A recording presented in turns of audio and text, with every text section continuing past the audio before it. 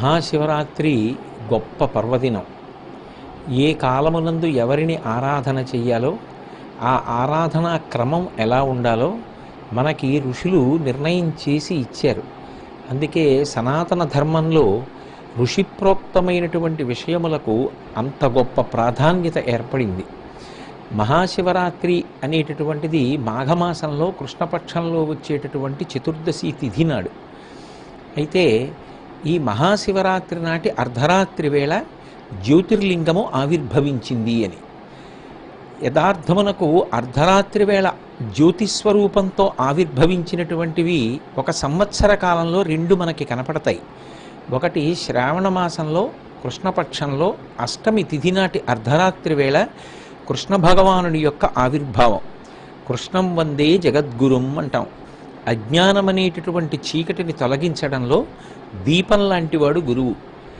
జగద్గురువైనటువంటి కృష్ణ పరమాత్మ ప్రస్థానత్రయంలో ఒకటైనటువంటి భగవద్గీతని ఇచ్చి లోకానికంతటికీ అజ్ఞానాన్ని తీసి జ్ఞానాన్ని కటాక్షించడం కోసం అర్ధరాత్రి వేళ ఆవిర్భవించాడు. అదొక గొప్ప జ్యోతిస్వరూపం. మళ్ళీ శ్రావణ మాసం దగ్గర నుంచి లెక్క పెడితే 6 నెలల తర్వాత మాఘమాసం వస్తుంది. 180 రోజుల తర్వాత ఆ మాఘమాసంలో వచ్చేటటువంటి కృష్ణపక్షంలో చతుర్దశి తిథి నాటి అర్ధరాత్రి వేళ లింగోద్భవం. దాన్ని జ్యోతిర్లింగోద్భవము అంటారు. లింగమునకు అరూపరూపి అని ఒక పేరు. ఈ బ్రహ్మాండమంతా కూడా వ్యాప్తి చెందినటువంటి పరమాత్మ యొక్క స్వరూపాన్ని మాంసచక్షువు చేత దర్శించడం అనేటటువంటిది ఎవ్వరికీ సాధ్యం కాదు.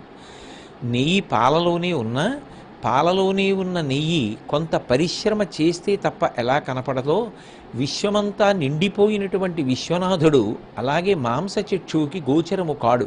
విశ్వమంతా నిండిపోయినటువంటి విశ్వనాథుని యొక్క స్వరూపాన్ని జ్ఞానచక్షువు ద్వారా తెలుసుకోవలసినదే తప్ప మాంసచక్షువు చేత చూడడం సాధ్యం కాదు.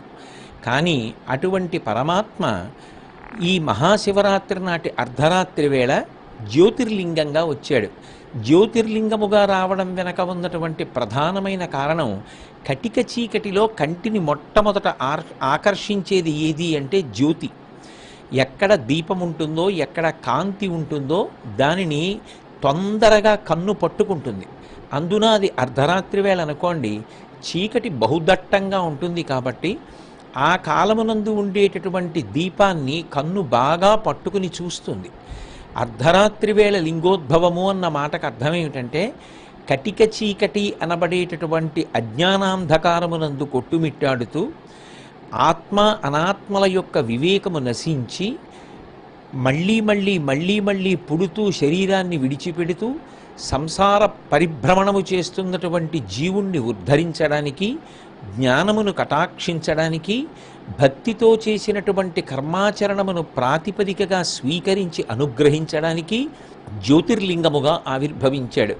అందుకే ఆ పాతాళ నభస్థలాంత భువన బ్రహ్మాండమావిస్ఫురత్.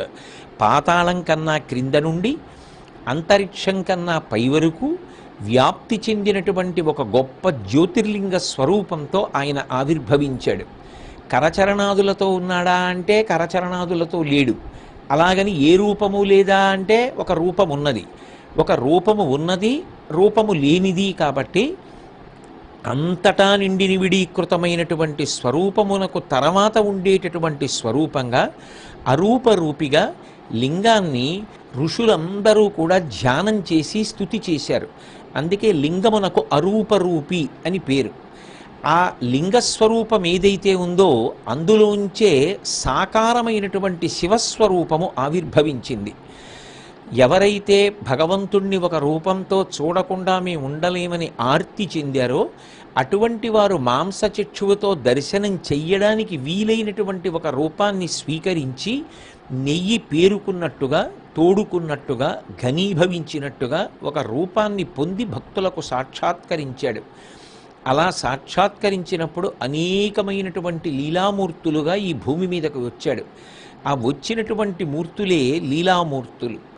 అటువంటి దానిలో సాంబ సదాశివుడై ఆయన అమ్మవారితో కలిసినటువంటి రూపంతో అర్ధనారీశ్వర స్వరూపంగా కూడా వ్యక్తమయ్యాడు. అందుకే ఈ బ్రహ్మాండమంతటా నిండి మాంసచిక్షోచేత చూడడానికి వీలు కానటువంటి రూపం మొదటిది. అది జ్ఞానము చేత మాత్రమే అనుభవములోనికి వచ్చేది. ఇక రెండవది అరూపరూపి అయి లింగరూపముతో మహాశివరాత్రి నాటి అర్ధరాత్రి వేళ ఆవిర్భవించినది. మూడవది ఒక రూపంతో కరచరణాదులతో వచ్చినటువంటిది. ఈ మూడిటిలో మధ్యస్వరూపమైనటువంటి లింగస్వరూపం ఏదున్నదో అది మహాశివరాత్రి అర్ధరాత్రి వేళ ఆవిర్భవించినది అత్యంత ప్రధానమైనటువంటి రోజుగా మన ఋషులు నిర్ణయం చేశారు. అందుకే జన్మానికి ఒక శివరాత్రి అని పేరొచ్చింది. ఏ కాలమునందు ఏం చేస్తే మంచిదో ఋషులు నిర్ణయం చేసి ఉంచారు.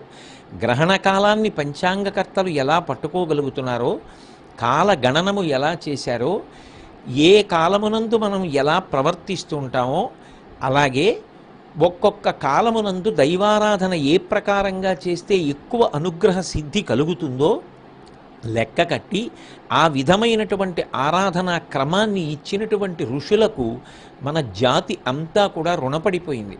బ్రహ్మాండమంతటా నిండిపోయినటువంటి శివలింగము చల్లబడము అంటే బ్రహ్మాండమంతా చల్లబడమే.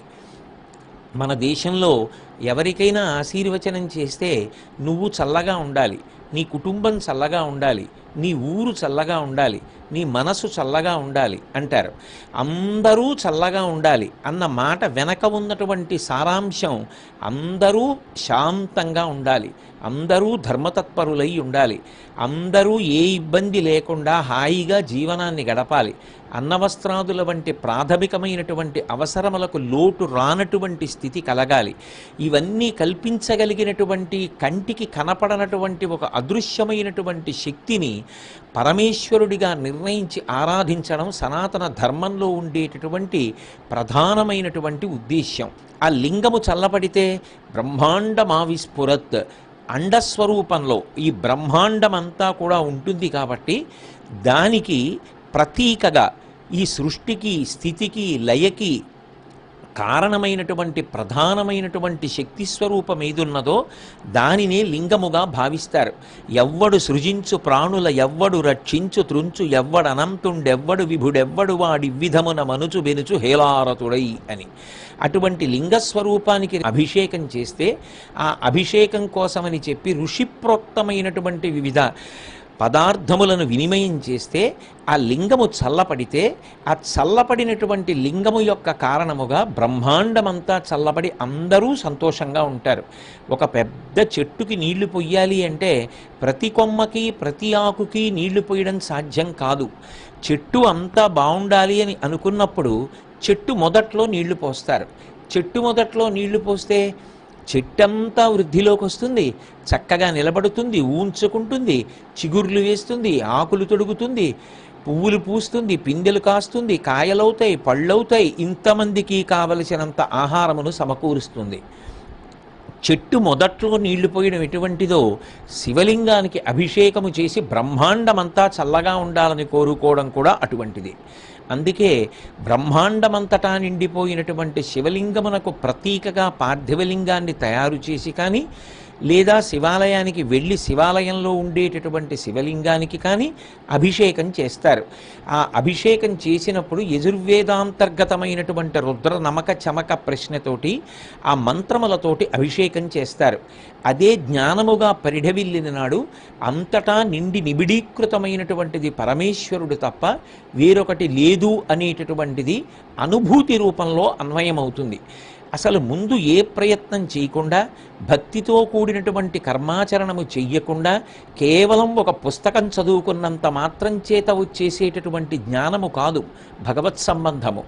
అది ఆయన ఎలా బ్రతకమని చెప్పాడో అలా బ్రతుకుతూ, ఏ విహిత కర్మాచరణము చెయ్యమన్నాడో అటువంటి కర్మలు చేస్తూ, ఏ నిషిద్ధ కర్మలను భంజించమన్నాడో అటువంటి చెయ్యకూడని పనులను చెయ్యకుండా తాను నిగ్రహించుకొని నిలబడగలిగితే, ఆ నడవడికి ప్రీతి పొందినటువంటి పరమేశ్వరుడు అనుగ్రహించి జ్ఞానమును ఇస్తే, ఆ జ్ఞానము వలన ఇక మళ్ళీ పుట్టవలసిన అవసరము లేని పునరావృత్తి రహిత శాశ్వత శివ సాయుధ్య స్థితి కలుగుతుంది.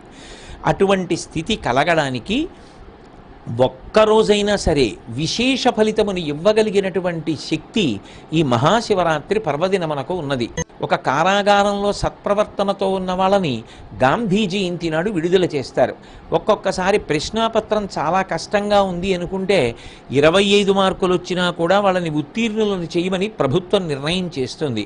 ఒక్కొక్కసారి ఎన్నో నేరములను చేసిన వాళ్ళకి కూడా ప్రభుత్వాధినేత క్షమాభిక్ష పెట్టి వాళ్ళు మళ్ళీ సమాజంలో అందరితో కలిసి జీవించడానికి అవకాశం కల్పిస్తారు. మనం ఎన్నుకున్నటువంటి ప్రభుత్వాలకే అటువంటి అధికారములు ఉన్ననాడు ఆధ్యాత్మిక రంగంలో ఉపాసన క్రమంలో కాలగతిలో ఒక ప్రత్యేకమైనటువంటి కాలమునకు ఒక విశేషమైనటువంటి ఫలితం ఉంటుంది అని చెప్తే అది కాదు అనగలిగినంత సాహసం ఎవరు చేయగలరు? కొన్ని మనకి అందుతాయి.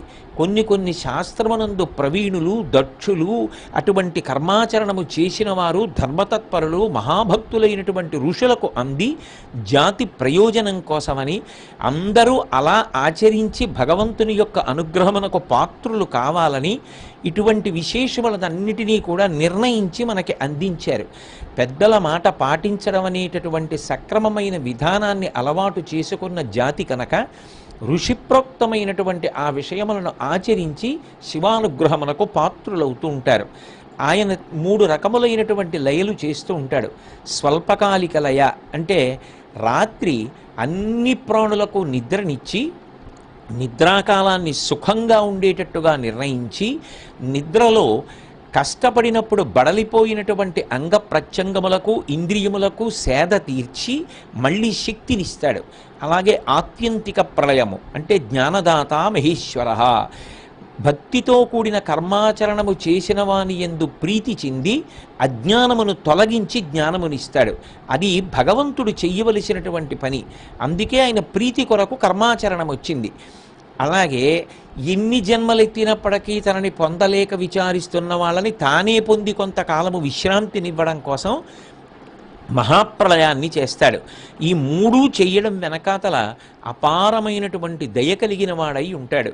అందుకే ఆ శివుని యొక్క అనుగ్రహమునకు పాత్రుడైనటువంటి వాడు సాధించలేనిది ఏముంటుంది? భాగవతంలో శివానుగ్రహము చేత ఏది కలుగుతుంది అన్నదాన్ని వర్ణిస్తూ దేవతలు ఒక మాట అంటారు. లంపటము నివారింపను సంపద కృప చేయ జయము సంపాదింపన్ సంపెడి వారివధింపను సొంపారగనీక చెల్లు సోమార్ధధరా అంటారు. ఆ మహేశ్వరుణ్ణి ఆరాధించినటువంటి కారణం చేత అందరూ కూడా చక్కగా మంచి ఆలోచనలు వచ్చి మంచి ఆలోచనలు రావడానికి ఏ విషయములను మనసుకి ఆలంబనంగా ఇవ్వాలో అటువంటివి ఆలంబనంగా ఇచ్చి మంచి సంకల్పములను చేసి మంచి కార్యములు చేసి మంచి కార్యముల వలన కీర్తివంతులై జయమును సాధించి ఉత్తమమైనటువంటి పథంలో ప్రయాణించగలుగుతారు. అలాగే ఎవరికి ఏ ప్రాథమికమైనటువంటి అవసరములు ఉన్నాయో ఆ అవసరములు తీరక బాధపడుతున్నటువంటి వాడు ఆ అవసరములు శివానుగ్రహము చేత తీరి సంతోషంతో ఉండడానికి కావలసినటువంటి అవకాశం ఏర్పడుతుంది. అందుకే ఆ శివానుగ్రహం ఏమివ్వగలదు అంటే లంపటము నివారింపను సంపద కృప చేయ జయము సంపాదింపన్ చంపెడి వారివధింపను సొంపారగ నీక చెల్లు సోమార్ధధరా. ఏవి మనని పాడు చేసేస్తున్నాయో అటువంటి అంతఃశత్రువులైనటువంటి కామ క్రోధ లోభ మద మోహ మాత్సర్యములను జయించడానికి భక్తి కారణమవుతుంది. ఎందువలన అంటే శివరాత్రి నాడు ఆయన ఉన్నాడు అని నమ్మి ప్రారంభం చేసినటువంటి కర్మాచరణం నేను ఈ పని చేస్తే భగవదనుగ్రహానికి దూరం అవుతానన్న ఆరోగ్యవంతమైన భయం చేతనైనా ధర్మాన్ని నిర్వర్తిస్తాడు. లేదా ఇవాళ ఈ పని చేసి నేను సంతోషాన్ని పొందినా దీర్ఘకాలంలో శరీరాన్ని విడిచిపెట్టిన తరువాత జీవుడు అనేకమైన దండనలకు గురి అయి మళ్ళీ ఉత్తమమైనటువంటి జన్మలను పొందలేక పాడైపోతాడన్న భయం చేత భగవంతుడికి వశపడి అయినా ధర్మ మార్గంలో ఉంటాడు. అటువంటి ఆరోగ్యవంతమైనటువంటి భక్తిని భయాన్ని కూడా ఇవ్వడానికి ఉపాసన ప్రారంభం చేసి భగవంతుని యొక్క ఉనికిని తెలుసుకుని ఆయన యందు విధేయతతో ప్రవర్తించడానికి దానికి తగిన ప్రాతిపదికను ఏర్పాటు చేసుకుని అనుష్ఠాన పర్యంతములోకి తెచ్చుకునేటటువంటి మహోత్కృష్టమైనటువంటి కాలం ఉపవాసము. అంటే కేవలం ఏ పదార్థమును స్వీకరించకుండా శరీరమును శుష్కింపచేసినంత మాత్రము చేత అని కాదు. ఉపవాసము అంటే సమీపమునందుండుట. ఎంత సాత్వికమైనటువంటి పదార్థమును మాత్రమే శరీర స్థితిని బట్టి తీసుకున్నంత మాత్రం చేత కనురెప్ప పడిపోకుండా ఉత్సాహంగా శరీరం నిలబడుతుందో, ఉత్సాహంగా మనసు ఏకాగ్రతతో పనిచేస్తుందో అంతవరకు మాత్రమే ఆహారమును తీసుకుని భగవంతుని యందు ఇంద్రియములను మార్చి మార్చి నిక్షేపిస్తారు. కంటితో భగవంతుని యొక్క రూపాన్ని, దేవాలయ శిఖరాన్ని, భక్తులను చూస్తారు. ఒక గుళ్ళో చక్కగా వేదం చదువుతుంటే, అభిషేక మంత్రములు చదువుతుంటే వింటారు. కాసేపు ఏవో కీర్తనలు వింటారు, కాసేపు భజన చేస్తారు, కాసేపు భగవత్ సంబంధమైనటువంటి కార్యం ఏదో ఒక దేవాలయాన్ని తుడుస్తారు, పల్లకీ పట్టుకుంటారు, భగవంతుని యొక్క నామాన్ని చెప్తారు, భగవంతుడికి ప్రదక్షిణం చేస్తారు. అంటే భగవంతుని యొక్క ఉనికిని తెలుసుకొని ఆయన ప్రసాదంగా జీవిస్తున్నాను తప్ప నా గొప్పతనం లేదు అన్న వినయంతో సమర్పించినటువంటి ఒక చిన్న తుమ్మి పువ్వైనా ఆయనకి సంతోషం. అంతేకాని నా అంత వాణ్ణి నేను ఇది పట్టుకొచ్చానన్న అతిశయంతో పట్టుకెళ్ళి రొట్ట వేసిన ఆయన ఏమీ సంతోషించాడు. అందుకే శివానందలహరిలో శంకర భగవత్పాదులు గభీరే కాసారే విశతి విజనే ఘోర విపినే విశాలే శైలీ చ భ్రమతి కుసుమార్ధంజడమతి సమర్ప్యై చేతస్సరసిజముమానాధభవతే సుఖేనావస్థాతుం జనహ్య నజానాతి కిమహో అంటారు. కాబట్టి రేపు తుమ్మి పువ్వులు, మారేడు దళాలు, లభ్యమైనటువంటి పువ్వులు, లభ్యమైనటువంటి పదార్థములతో స్వామిని అభిషేకించి పూజ చేసి భగవన్నామమును పలికి ఇంద్రియములను మార్చి మార్చి ఆయన యందు నిలబెడతారు. అలా నిలబెట్టడం ఉపవాసం. అలా ఉపవాసం చేయడం ఎందుకు అంటే, కన్ను ఎక్కువ తినేస్తే పడిపోతుంది. కంటికి కడుపుకి సంబంధం. కడుపు బాగా నిండిపోయిందనుకోండి, కనురెప్ప పడిపోతుంది. కనురెప్ప పడిపోకుండా ఉండడానికి, శరీరం సహకరించడానికి ఎంత పదార్థము సాత్వికమైనది అవసరమో అంత పదార్థము మాత్రమే ఇచ్చి శరీరమును, మనసును, ఇంద్రియములను భగవంతుని యందు ప్రవర్తింపచేస్తారు. అది ఉపవాసం. జాగరణము, మేల్కొని ఉండుట. మేల్కొనుట అన్న మాటకు అర్థం బాహ్యంలో నిద్రపోకుండా ఉండుట. ఆంతరమైనటువంటి జాగరణము, నేను ఇన్ని కోట్ల జన్మలు ఎత్తాను, పునర్జన్మ సిద్ధాంతము ప్రాణప్రదమైనటువంటి సనాతన ధర్మమును గురించి గురువుల దగ్గర విచారణ చేసి రేపటి రోజున ఒక్కసారి మననం చేస్తారు. ఎన్ని జన్మలు ఎత్తానో, అలా ఎత్తినటువంటి ప్రతి శరీరం విడిచిపెడుతూనే ఉన్నాను. నేను ఇలా పాడైపోకుండా ఉండాలి అంటే ఏం చెయ్యాలి, ఏది పాటించాలి, దేని జోలికి వెళ్ళకూడదు, దేనికి అత్యాశ పడకూడదు, ఏ మార్గాన్ని నేను తప్పకూడదు, ఈ విషయం గురించి బాగా ఆలోచన చేసి లౌకికమైనటువంటి నిద్రకి దూరంగా ఉండడం అంటే చీకటికి దూరం అయ్యే ప్రయత్నం చేయడం. అజ్ఞానమునకు దూరంగా ఉండేటటువంటి ప్రయత్నమును చేయడంలో భగవంతుని యొక్క గుణములయందు, గురువు యొక్క బోధయందు మగ్నమయ్యేటటువంటి స్థితికి, అజ్ఞానము నుండి మేల్కొని జ్ఞానమును పొందాలనేటటువంటి ఆర్తికి జాగరణము అని పేరు. ఉపవాస జాగరణములతో, శివార్చనతో రేపటి రోజుని పూర్తి చేసి భగవంతుని యొక్క అనుగ్రహమునకు పాత్రులవుతారు. అందుకే ఆయన రుద్రుడయ్యాడు. రుద్ర అన్న పేరుకి అర్థం ఏమిటంటే రుత్యా ధర్మాన్ అవలోకయతి ప్రాపయతివా. ఆయన వేదమును ఇచ్చి ధర్మాన్ని నిర్ణయం చేశాడు. ఏది ధర్మము అంటే చెప్పడానికి అధికారం 5గురికి తప్ప 6వ వాడికి లేదు. ఒక్కొక్క చోట చూడండి, ఈ పని చేయడానికి ఈయనే అధికారి అంటారు, ఆయన తప్ప వేరొకరికి అధికారం ఉండదు. అలాగే ఏది ధర్మము చెప్పడానికి అధికారం ఉన్నది 5గురికే. అందులో మొట్టమొదట ధర్మమును చెప్పేటటువంటి వాడు పరమేశ్వరుడు. భగవంతుడు వేదం రూపంలో ధర్మాన్ని చెప్తాడు. ఆ వేదము ఆయన వాక్కు. అందుకే వేదము అపౌరుషేయము, అది ఎవరు రచించినది కాదు. అటువంటి వేదము ద్వారా ధర్మమును ఇచ్చాడు. రెండవది స్మృతి, మూడవది పురాణము, 4వది శిష్టాచారము, 5వది అంతరాత్మ. ధర్మమునకు ఈ 5ఏ ప్రమాణములు.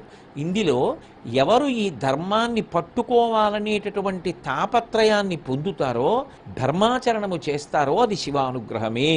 ఎవడికి ధర్మమునందు అనురక్తి ఉంటుందో వాడి వెంట ఈశ్వరుడు పరిగెడతాడు. నిజానికి ఆ ధర్మమునందు అనురక్తి కలగడమే మహాశివరాత్రి యొక్క ప్రధానమైనటువంటి ప్రయోజనం. అందుకే ఆయన రుద్రస్వరూపుడయ్యాడు. రుద్రాభిషేకం అన్న మాట ప్రధానమైనటువంటి ప్రయోజనము అది. ధర్మమునందు అనురక్తి పొందాలి. అందుకే వృషభవాహనారూఢుడై ఉంటాడు. పరమశివుడు వృషభవాహనం మీద తిరుగుతాడు అన్న మాటకు అర్థం ఆయన ధర్మానురక్తిని పొంది ఉంటాడు. ఎవడు ధర్మాన్ని తెలుసుకొని ఆచరిస్తాడో ఆయన పట్ల భగవంతుడు గొప్ప ప్రీతిని పొందుతాడు.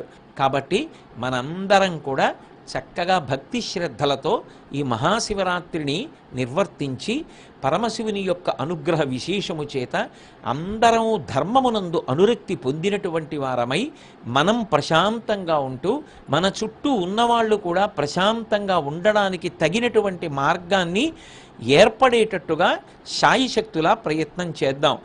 ఆ క్రమంలో మనకందరికీ కూడా ఆ పరమేశ్వరుని యొక్క నిర్హేతుక కృపాకటాక్ష వీక్షణములు, ఆయన యొక్క అనుగ్రహ విభూతి ప్రసరించుగాక.